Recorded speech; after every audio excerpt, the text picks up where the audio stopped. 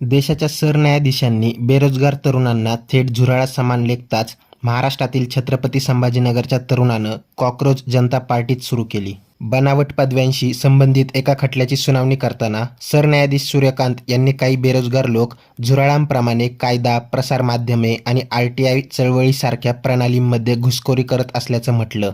त्यानंतर गेल्या 72 तासांपासून सोशल मीडियावर एक भलतंच ट्रेंड करत आहे कॉक्रोच जनता पार्टी. अवघ्या 3 दिवसात देशभरातील 1 लाखाहून अधिक तरुणांना आकर्षित केले आहे आणि इन्स्टाग्रामवर 60 लाखांहून अधिक फॉलोअर्स मिळवले आहेत. या व्हायरल वादळाच्या केंद्रस्थानी आहे छत्रपती संभाजीनगरचा 30 वर्षीय अभिजित दिपके.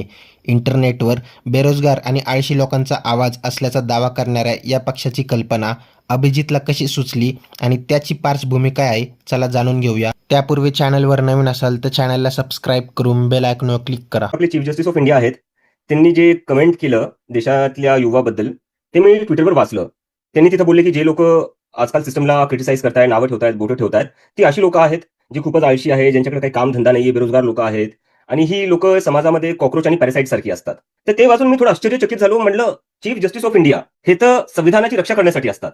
त्यामुळे मी ट्विटरवर माझ्या पर्सनल हँडलवर लिहिलं, what if all cockroaches come together. जर सगळेच कॉक्रोच सोबत आले तर मग काय होईल. तर त्याच्या खाली बरीचशी जी जेनझी आहे, जी आजकालची यंग पॉप्युलेशन आहे, 19, 20, 21, 22 वर्षाची, त्यांचा मला खूप चांगला प्रतिसाद मिळाला. ते खाली लिहित होते, हो आपण सगळे सोबत आलो पाहिजे, आपण सगळे सोबत मिळून विरोध केला पाहिजे आणि आपण यावर काहीतरी केलं पाहिजे. आणि त्याला म्हणजे एक 700-800 रिट्वीट्स आले आणि भरपूर तेवढेच रिप्लाय पण आले.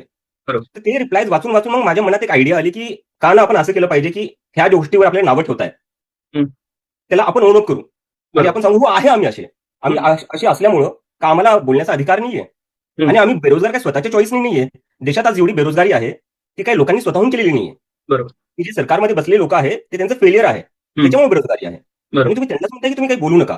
मग असं करून माझ्या डोक्यात ती आयडिया आली. मग मी एआयच्या मदतीने एक पोस्टर बनवलं, कॉक्रोच जनता पार्टी, आणि त्याच्या सेंटरमध्ये मी एक कॉक्रोचला ठेवलं आणि मी त्याच्यात असं एक एलिजिबिलिटी क्रायटेरिया दिला की या पक्षामध्ये तुम्हाला जर सामील व्हायचं असेल तर तुमच्यात हे 3-4 गुण असले पाहिजे. आणि ते 3-4 गुण तेच होते जे आपल्या इंडियाच्या चीफ जस्टिसनी सांगितले होते की हे लोक आळशी असतात, आळशी असले पाहिजे, तुम्ही बेरोजगार असले पाहिजे आणि तुम्ही नेहमी ऑनलाईन असले पाहिजे. कारण की ते म्हणले होते हे लोक सोशल मीडियावर दिवसभर पडलेले असतात आणि रँट करतात. तर तुम्ही ऑनलाईन असले पाहिजे नेहमी आणि तुम्हाला रँट करता आलं पाहिजे, तुम्हाला आरडाओरडा करता आली पाहिजे सोशल मीडियावर. बरोबर. हे भरपूर लोकांना मजेशीर आणि काहीतरी नवीन वाटलं. कारण की आज देशात एवढे बेरोजगार पोरं आहेत, मुली आहेत, ते त्यांच्याशी कुठे ना कुठे कनेक्ट झालं. भरपूर जर्नलिस्ट असे म्हणताय चीफ जस्टिस इंडियावर लोक नाराजगी व्यक्त करत आहे. मी त्यांना सांगतो नाही, ही कोणत्या एका माणसावर राग नाही, हा पूर्ण सिस्टमवर राग आहे. जे युवा लोक आहेत त्यांचा मागचे भरपूर वर्ष हा राग त्यांच्या आतमध्ये आहे. त्यांना फक्त समजत नव्हतं की आम्ही करावं तरी काय करावं आणि बोलावं तरी कोणाला बोलावं, कारण की कोणी ऐकायलाच तयार नाहीये. आपण हे उदाहरण नीटवर नाही पाहू शकतो. एका 17 वर्षाच्या मुलाने आत्महत्या केली. त्या 17 वर्षाच्या मुलाने आत्महत्या केली. तो उद्या जाऊन डॉक्टर होऊ शकला असता, डॉक्टर होऊन त्यांनी अजून लोकांचे जीव वाचवले असते, पण त्याला स्वतःचा जीव द्यावा लागला. ही किती वाईट गोष्ट आहे आपल्या देशासाठी. पण याच्यानंतर पण काय होतं की आपले शिक्षा मंत्री आहे त्यांचा राजीनामा होत नाहीये. तुम्ही युरोपमध्ये बघसाल, तुम्ही दुसरीकडे कुठेही बघसाल, एक जरी व्यक्ती सरकारच्या चुकीमुळे मेला तर राजीनामा द्यावा लागतो. अशी तुम्हाला प्रचंड उदाहरण भेटतील तुम्ही गुगलवर गेले तर. आपल्या देशात काहीच होत नाहीये. तर हे जे कुठं टेकन फॉर ग्रँटेड केल्यासारखं, आता सरकार अकाउंटेबल झालेली नाहीये किंवा सरकारला फरकच पडत नाहीये की लोकांना त्रास होतोय की नाही होतोय, अशी एक भावना ह्या युवांमध्ये आहे. आणि मी जेवढ्या युवांशी बोललो हे सगळे 20 ते 25 वर्षाच्या मधले. म्हणजे मी एवढं तरी सांगू शकतो, मी तुम्हाला हे सांगताय की ह्या देशात आम्हाला असं वाटलं आता राजकारणात काहीच होऊ शकत नाही, या देशाचं राजकारण खूपच खराब झालेलं आहे. पण तुम्ही हे सुरू केल्यामुळे आम्हाला वाटलं आमच्यासाठी कोणीतरी बोलतंय आणि ज्या गोष्टीसाठी आम्हाला आमचा अपमान करण्यात आला त्या गोष्टीत तुम्ही आम्हाला प्राईड दिलं.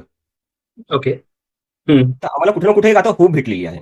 बरोबर. तर त्यांचं खूपच जास्त फ्रस्ट्रेशन आहे मागच्या 2-3 वर्षापासून चालू आहे. आणि ते पूर्ण सिस्टम, पूर्ण पॉलिटिक्स बद्दल आहे. ते फक्त सीजेआय बद्दल नाहीये. ते एकूणच भाजपा जी आहे त्याच्या विरोधात आहे, सरकारच्या विरोधात आहे, एकंदरीत पूर्ण सिस्टमच्या विरोधात आहे. आमच्या 2-3 क्रायटेरिया आहेत. त्याच्यात आम्ही लिहिलेलं आहे की ते आजकाल जे हिंदू मुसलमानाचं राजकारण आहे ते आम्हाला नको. कारण की मी इथे 2 वर्षापासून अमेरिकेत राहतो. मी इथे बघतो अमेरिकेत काय चालू आहे. अमेरिकेत चर्चा ही असते नेहमी इथे की एआय मध्ये अमेरिका कसं डॉमिनेट करू शकतो, सेमीकंडक्टर कॅपॅसिटीमध्ये अमेरिका अजून कसं वाढवू शकतो, कसं डॉमिनेट करू शकतो, क्लीन एनर्जी, रिन्युएबल एनर्जी ज्याला आपण म्हणतो ती 100% कशी अचीव्ह केली जाऊ शकते. अमेरिकेमध्ये हा नॅरेटिव्ह आहे. त्यांच्या सगळ्या चर्चा याच्या अवती होतीये. जेव्हा आपण भारतात येतो तेव्हा आपण काय चर्चा बघतो, हिंदू मुसलमान याच्यात 12 वर्ष गेली आणि या 12 वर्षामध्ये आपली जी यंग पॉप्युलेशन होती त्यांच्या आयुष्यातले 12 वर्ष गेले, ते कम्प्लिटली वेस्ट झाले. ती यंग पॉप्युलेशन आपल्याला वर्कफोर्समध्ये क्रिएट करता आली असती, पण कारण की आपण थोडे एम्प्लॉयमेंट जनरेट नाही करू शकलो, त्यामुळे ती लोक बेरोजगार आहेत. आणि ती बेरोजगार लोक फ्रस्ट्रेट झाली, त्यांना तुम्ही फक्त हिंदू मुस्लिमच दिले, कधीपर्यंत चालणार असं? कधी आपल्या देशाचं राजकारण बदलणार? आणि दुसरी गोष्ट, आम्ही पूर्णपणे क्लिअर आहे की जातीपातीचं राजकारण चालणार नाही. अँटाय कास्ट आमची मुव्हमेंट आहे. तर धर्म आणि जात या दोन्ही गोष्टीवर कुठेही भेदभाव असेल ते आमच्या पक्षात कुठेही सहन केलं जाणार नाही. कारण की आपण जर मागच्या 10-12 वर्षामध्ये ट्रेंड पाहिला असेल, आपल्याला कुठं दिसलं नसेल की एवढ्या मोठ्या नंबर्समध्ये कोणी लोक एकदमच एवढी सोबत आलेली आहे.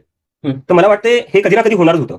सीजेपी हे फक्त एक माध्यम बनलेले आहे, हे फक्त एक आउटलेट बनलेले आहे, पण हे कधी ना कधी हे लोक करणारच होते, कारण की यांच्यात राग एवढा भरलेला आहे. आणि हे पुढे जाऊन वाढणारच आहे की यांच्या ज्या गरजा आहेत, यांचे जे प्रॉब्लेम्स आहेत, ते तुम्ही अड्रेसच नाही करते ना. सरकार असो किंवा विरोधी पक्ष असो, कोणीच यांच्याबद्दल बोलायला तयार नाहीये. जितकं तुम्ही यांना इग्नोर करसाल, जितकं तुम्ही यांना असं वाईट टाकसाल, तेवढे ह्या लोकांचा राग तो वाढत जाणार आहे. यावर आता तुम्हाला काय वाटतं ते कमेंट करून नक्की कळवा. व्हिडिओ आवडल्यास लाईक करा, शेअर करा, सबस्क्राईब करा आणि बेल आयकॉनवर क्लिक करा. तसेच आमच्या फेसबुक पेजवर नवीन असाल तर सत्य मराठी या फेसबुक पेजला फॉलो नक्की करा. धन्यवाद.